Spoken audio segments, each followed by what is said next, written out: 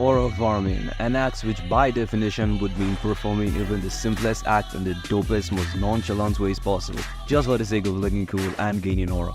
By this definition, aura farming has been around since the dawn of time. I mean, heck, we have got historical niggas, like biblically historical niggas out there just doing the most unnecessary shit in the dopest ways possible, just because they could.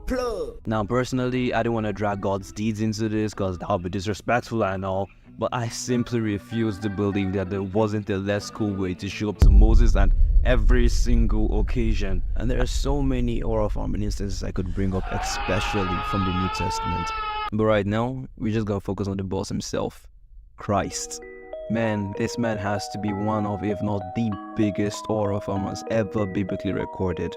And no, I'm not even talking about his character or anything. I mean, yes, we do know he was chill and calm, almost to say nonchalant. Still, there were some things that this man did, and I'm saying they were absolutely unnecessary, but they could have been done in much less badass ways. Like, this man was out here breaking the laws of physics and defying nature itself, but still found it necessary to proceed to look as dope as while doing so. And there are so many instances I could bring up, but honestly, bro, we're just gonna look at the top 5. Number 5, I am.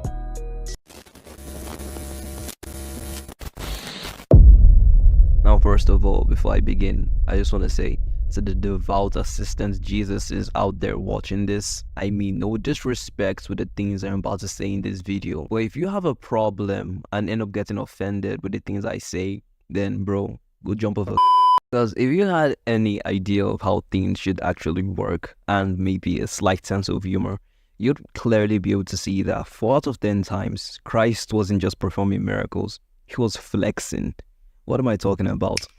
Taken from the 18th chapter in the book of John, or to the 6th verse, it reads, Jesus fully understood what was going to happen to him, so he stepped forward to meet them. Who are you looking for? He asked. Jesus the Nazarene, and they replied. And he said, I am. And as he said, I am, they all drew back and fell to the ground. So what the passage was basically talking about was Jesus was in the temple and then some soldiers came to arrest him. When they told him what they wanted, he replied saying, I am, which caused them to fall to the floor. And now the question remains, why? Because obviously it's not a normal occurrence for Christ, despite being God himself apparently, to speak and then have people fall to the floor. So clearly this was something he did. Or maybe he didn't. I mean, there is a theory out there, and I swear I'm not making this up, that suggests that when a person has reached like a certain level of aura, their presence alone can potentially knock out cold whosoever possesses lesser aura whenever they're around them. And you can actually see this in everyday life. I mean, just look at my nigga Shay.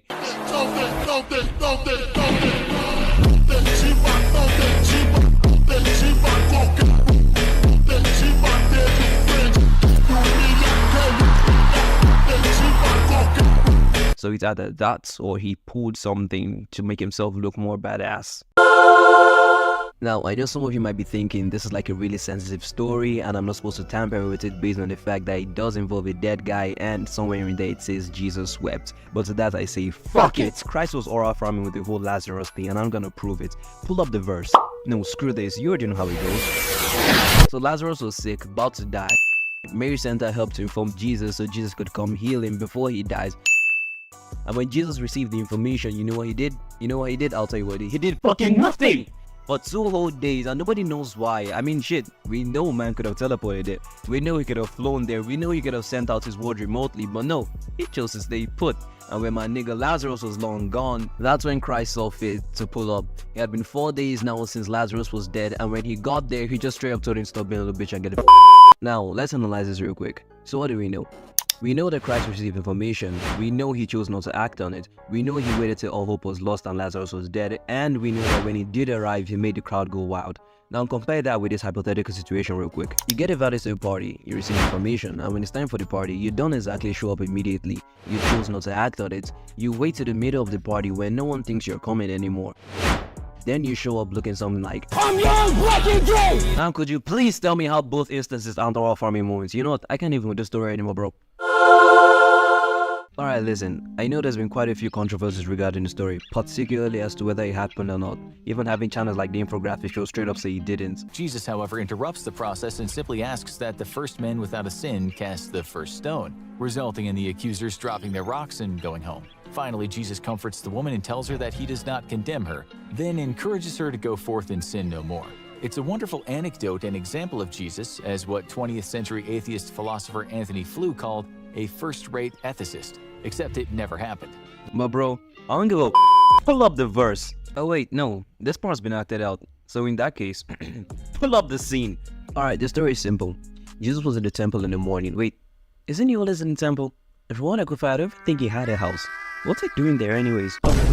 This time he says he was teaching. And while he was teaching, some men brought to him a woman who was caught doing some funny business. She was caught taking pie, bro. But the thing with the question the men asked was they weren't exactly hoping for a yes or a no. All they wanted was a wrong answer. Let me explain. If Christ had said no, they shouldn't stone her to death, then he would be endorsing adultery. But if he had said yes, they should stone her to death, then he would be endorsing death. But he didn't exactly give them a yes or a no. He didn't give them what they were looking for. Rather, he stood up from where he was, straightened up, looked them in the eye, and then told them, "Whichever one of you has committed no sin may throw the first stone at her." And it's not really about what he did that got my attention. It's more so how he did it. Look at this scene. "Whichever one of you has committed no sin may throw the first stone at her." Then he bent over again and wrote on the ground.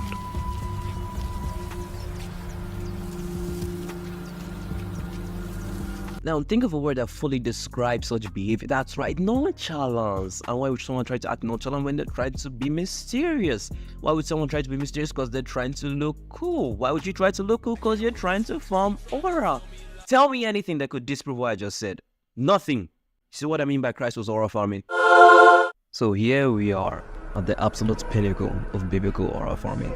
Amongst all the passages I've covered, this, my guy, has to be the absolute worst. Because there was no reason for it to have played out the way it did. But what am I talking about? Check it! It's the evening of the day Christ just put one of the most insane miracles. He dismissed the crowd and tells the disciples to set out on a boat to God knows where. But the problem is, he's not gonna be on the boat with them. Why? Because apparently he has to pray. Alone. Okay. Nightfall reaches, the disciples on the boat, then a storm hits.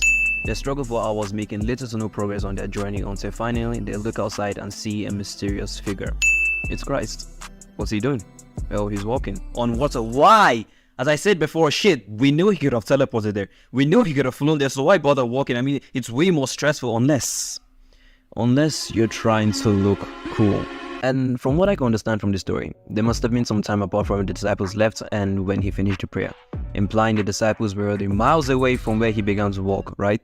So he either had to, as I won't stop mentioning, teleport there, but not to the boat, just close enough they could see him walk on water and be amazed, or he had to run at God's speed and then lock in once he got close enough for anyone to see the fit. Alright bro, look, I know I skipped number 2, but it was only because I was trying to wrap up the video quick. Hear me out. I've been editing for 4 days straight. I look like shit, I feel like shit, I'm hungry as shit, and I haven't texted anyone all this while. I worked really hard at this and I would appreciate if you drop at least a like. I mean, you watched all the way to this point, so... Bastard!